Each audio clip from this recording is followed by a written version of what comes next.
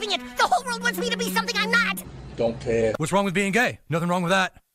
But we aren't. I'm not. I'm not either! Still don't care. Dude, I'm not gay, and neither are you! I don't care. One of the most popular ships in the South Park fandom is Tweek x Craig, two of the background characters in our main cast's 4th grade class. The episode literally titled Tweek x Craig is, of course, the fount of most Tweek x Craig, also known as Creek, awareness and subsequent fanfare, so I'm going to mostly talk about that. It's also just a really funny episode, and it's worth watching if you haven't already. There's not going to be any disciplinary action since they are gay. We want to be supportive, so we're just going to send them on home with some money, alright? Alright, you have a nice day. Money? The episode begins with Wendy giving an assembly at school in light of getting more culturally connected to Asian American colleagues, and introducing the cohort to Yoorii as representative of all these Asian American kids, like it's some sort of enlightening high culture phenomenon. However, all the Yoorii depicts Tweek and Craig canoodling or engaging in, a bit more than canoodling. This is all as much a surprise to Tweek and Craig as it is to the other boys, but the girls all love it. They try confronting some of the Asian girls who are making these pieces, but they don't get any answers. It's like talking to a brick wall. They get a similar response on being summoned by the principal. Why are the Asian girls drawing pictures of us being gay? What's wrong with being gay? Nothing wrong with that. But we aren't. I'm not. I'm not either! That is completely irrelevant, okay? The other boys are also confused, but the adults in the town, minus Craig's dad, are unanimously delighted, repeatedly remarking just how great this is. Our town has only had a Whole Foods for 3 weeks and we already have our first gay kids. So cool. Very cool. So predictably, those other adults are no help to the boys either, not understanding what they're confused about exactly, conflating the confusion about two straight kids being paired together with such determination, and confusion about homosexuality. The boys have also shown in other episodes, like the F word, that they don't have any issue with gay people at all. It doesn't even occur to them. But the adults remain stuck in a different world. It's true here too. Cartman is confused in a different way to everyone else, but I'm gonna gloss over that a bit here. I'm just here to pick up on gas. Why, are you jealous? The whole town is hooked on Creek by now, and the pressure is getting immense. Everyone not only insists Tweek and Craig are a couple, not listening to them or giving them a voice, but is also getting really parasocial about it. Romances everywhere now hinge on this pair of straight boys being in a relationship together. So they hatch a plan to put a stop to this madness, to make a show of being together and then to stage a breakup. Tweek doesn't feel like he's capable of something like this, but Craig gives him an effective pep talk, and the two go ahead with their plan. Only, that pep talk worked too well. Tweek proves to be a bizarrely good actor, and now everyone thinks Craig is a horrible person. You're going too far, dude. This is, like, totally not necessary. I'm going too far? What is wrong with you?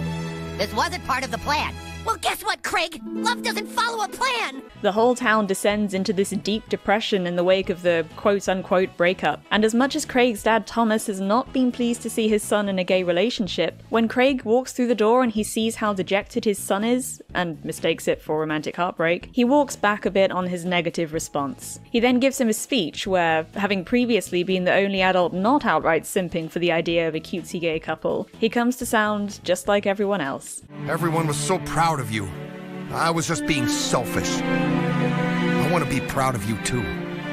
I like gay Craig. I love you. Here's $100. Tweek is the first one to suggest just getting back together rather than pushing through this weird, miserable phase the town has entered itself into because of their fake breakup. Craig, resigned, eventually goes along with this. What else is there to do, after all? And that's where the Tweek x Craig plot in this episode ends. I've been light on the detail regarding the parents of South Park patting themselves on the back, and like I said, I've also left Cartman out. Cartman's ship has already been cemented over decades. He loves himself. Give it me, no! No, I'm straight! Give it me, what are you doing? Oh my god! Oh, Cupid me! That's enough! Okay, that's it, Cupid me, that's it! That's it, Cupid me. Okay, that's it. That's it, Cupid me. Prior to the episode Tweek x Craig, though, these two do actually have a history. In fact, I'm pretty sure choosing Tweek x Craig as the episode is a direct reference to Season 3's Tweek vs. Craig, where the two boys are pitted against each other to the tune of escalating bets like roosters at a cockfight. Tweek x Craig even includes a fight with the other kids all standing around, just like in that Season 3 episode. They hadn't really interacted much before or after that, up until Tweek x Craig, of course. So when Matt and Trey kept getting shown yaoi art of Tweek x Craig in particular, and seeing just how rampant it was, they were baffled, just for so many reasons. Again, that had come from a few years ago. I was kind of watching this weird yaoi art popping up, and different people would show it to us and go, oh, look at this cool thing of Tweek and Craig, and it's like they're making out and they're doing whatever. And I'm like, what the f*** is this?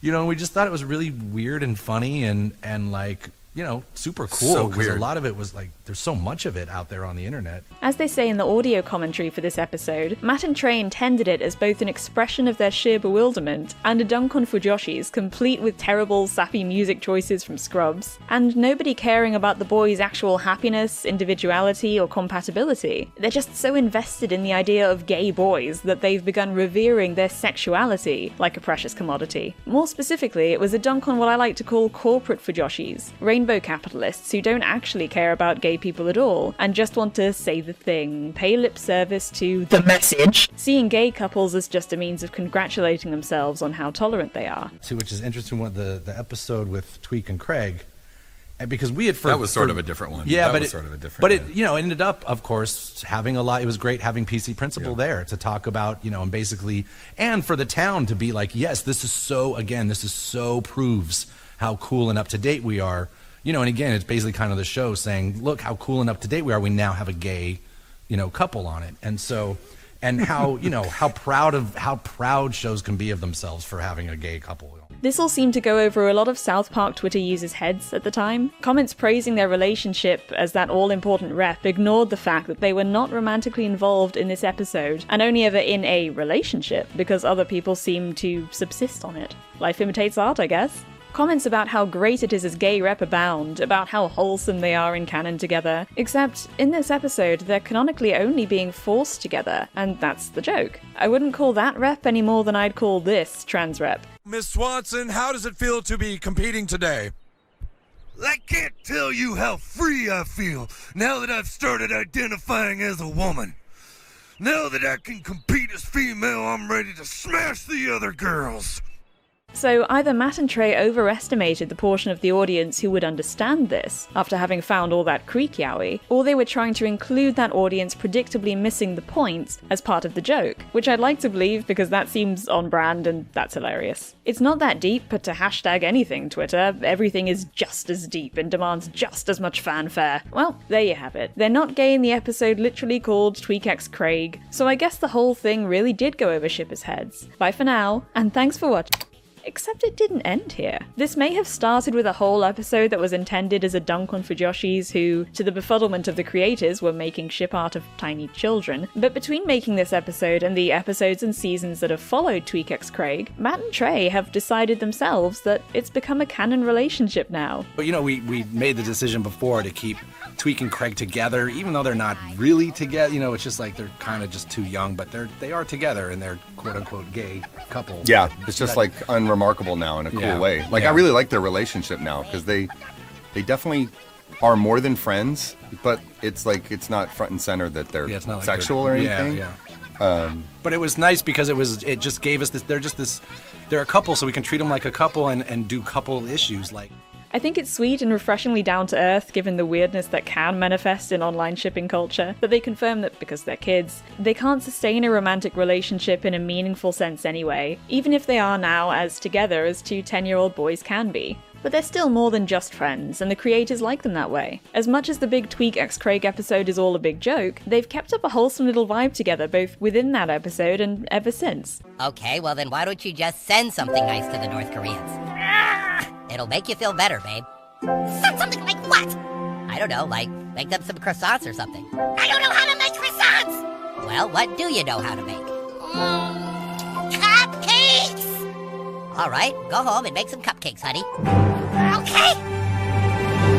Ah, come on. That's cute. So, the joke that so many shippers and keyboard warriors were too blinded by their own Fujoshi behavior to completely grasp has now become arguably even funnier because it's ultimately convinced the show creators to keep these two together. They just like how easy they are together, and they do have odd chemistry. That being said though, I'd like to imagine there's a sizable subset of shippers, if not the majority, who do realize that the episode Tweek x Craig is laughing at them, and not itself actually making a meaningful romantic relationship between the two, and that it's not canonically canonically an organic relationship, and that's the point, and still have their fun with the ship anyway. Especially now that it is canon. South Park as a show rarely takes a sincere stance on the questions it raises, but the episode that brought up the idea of Tweek and Craig together is no exception. It's obviously not some homophobic tirade, and it's obviously not state-enforced homosexuality. It's just a laugh at a subsection of fandom that inexplicably exists pretty much everywhere and is usually pretty benign. Usually. I think this episode was a fun, good-natured but also spot-on roast of exactly this group of people, and it all ended in a much more wholesome way than even Matt and Trey expected, with their new favourite in-show couple coming into being. Well, that's it from me. This isn't a super serious topic, and I didn't want to single out any overzealous tweets or posts when I was talking about all of this going over people's heads at the time, especially given that a lot of the more ardent South Park shippers are minors, and although I'm not a shipper in any way, I love seeing people's creative efforts out there, even when it is ship art and not something I'd usually look for. So I'm ending this video the way Matt and Trey ended their episode, with some of my favourite Creek fan art. Artists are all linked in the description and named on screen, so go check them out, support them if you're able, and if you like their art too. Thanks for watching, and I'll see you again very soon. Bye bye!